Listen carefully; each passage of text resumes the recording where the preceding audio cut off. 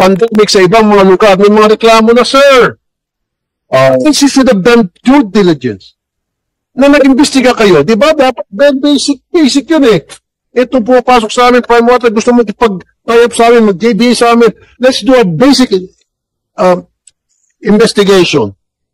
During the start, Did they do that? ang aming pong pagkakaalam nung panahon ng 2018 bago pumasok ang joint venture, yes, we admit that there are awards given to the district. Bago sana kayo nagipag-enter into an agreement JVA sa Prime Water, pero kasi at that time, okay na kayo, maganda ng performance ninyo. Sana man lang, inimbestigahan niyo ang Prime Water kapag gumawa lang kayo ng simple investigation, kahit na siguro nagtitinda ng mani dyan na bata, sa palengke, pwede utusan, kayang-kaya eh. Magtanong-tanong lang, ay yung Prime Water, daming reklamo dyan sa iba't ibang lugar. Magbasa lang kayo sa Facebook, andyan na eh. Yun nga po ang dahilan, Mr. Chair, kung bakit. At alam ko kung bakit. God knows who does not pay. Really? Alam ko. Alam ko na alam nyo. Di ba? Sa magkano kadahilanan? Diba, sir? We have to disagree on that, Mr. Chair. Taga San Jose del Monte, I'm not talking about you, sir, okay? Kawawa naman yung mga taga San Jose del Monte, Bulacan. At the same time, kawawa naman yung taong bayan, yung gobyerno, na they were doing so good. And they were making so good money. They have it all. Masasabi natin, model perfect na local water district in San Jose del Monte, Bulacan. And then pagpasok ng Prime Water, tumaob.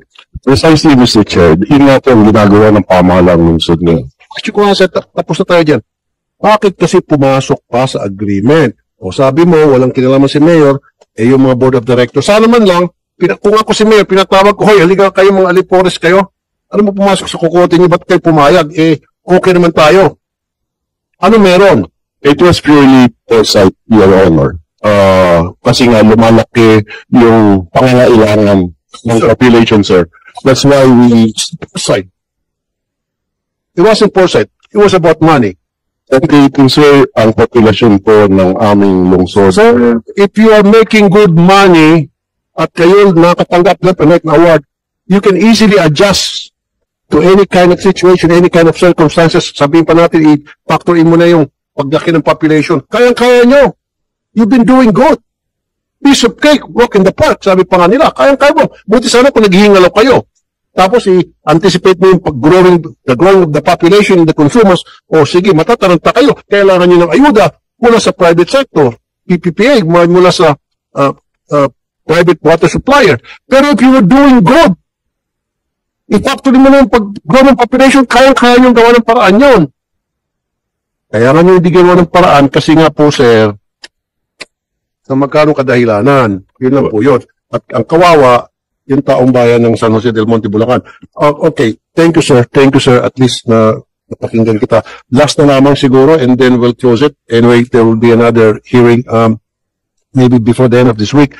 And then for those people who will not be able, who will not be given the opportunity to speak, you can just submit your position paper to the committee secretary so we can enter into a record.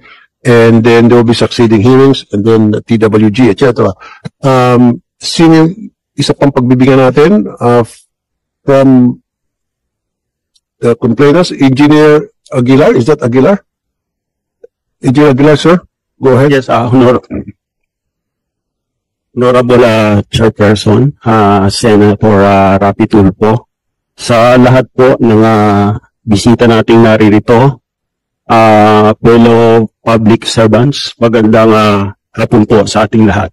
Ako po si Hector Aguilar from Mabalacat City Water District.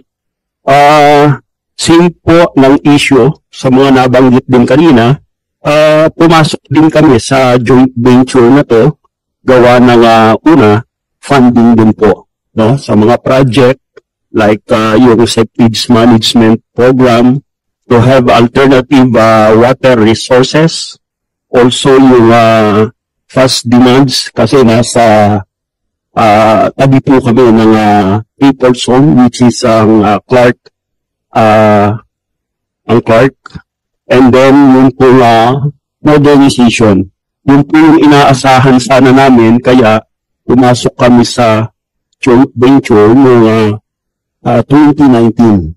No? So, minomonitor po namin mabuti yung performance nila para ipagmalasakit yung mandate po namin na bantayan at maibigay ang magandang serbisyo sa ating sa aming mga concessionaire. Subalit sa loob ng 5 taon, yun po ang isang naging problema namin ay walang ganun din, funding pa rin.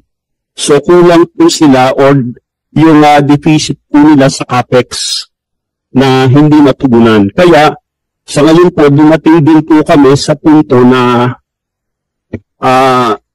magbigay po o ng notice for pre-termination sa partner namin, Prime Water. So, ngayon po ay nag-usap na po ang board namin at management nila para po sa catch-up plan. So, ito po ngayon yung binabantayan namin mabuti at kasunod po nito, kung wala pong mangyayari ay aabot po sa termination. So, suggestion ko lang po ay siguro yung kailangan pong ma-amend kasi outdated na rin po yung ibang provision natin sa PD 198, no? Like yung tariff increase process and mechanism ay medyo komplikado po. Sana ay maayos to para yung mga water district na hindi pa naka-joint venture o may problema sa funds ay hindi mahirapan, matulungan po. Pangalawa ay empower po natin yung regulatory body, yung LUWA. So, ala pong nabago sa identity namin kahit nag-joint venture na po kami, we still, kayo pa rin po yung regulatory. That's precisely why we are here, because I filed a bill yung sa Department of Water para ma-streamline yung mga regulations at mga agencies concerned na pwedeng mag-oversee, mag-supervise, mag-review lahat ng mga kontrata pertaining to the local water district and Prime Water or any private water supplier na would like to have a JVA with the local water district. And I would like to apologize dun sa mga hindi makapagsalita kasi we're really running out of time. In 5 minutes, magkakaroon na po kami ng session dyan sa plenary at ayaw ko naman po marka ng absent. Engineer Chris Adlos, kung 1 minute, okay, 2 minutes. Otherwise, I'll cut you off, sir, pag sumobra ka ng 2 minutes. Good afternoon, sir. Just a quick recommendation lang po. Maybe this committee can help us actually, regarding lalo dun sa mga water district na nag-file na ng mga pre-termination and termination, maybe this committee could help us to suspend the water permits of Prime Water and bring back us the operation. So, ang sa amin po kasi, ang target namin, maibalik muna namin yung tubig as soon as possible sa aming concessionaires. Yung ating pong pinag-uusapan, meron na po kami, ready na kami, may full documentation na po kami.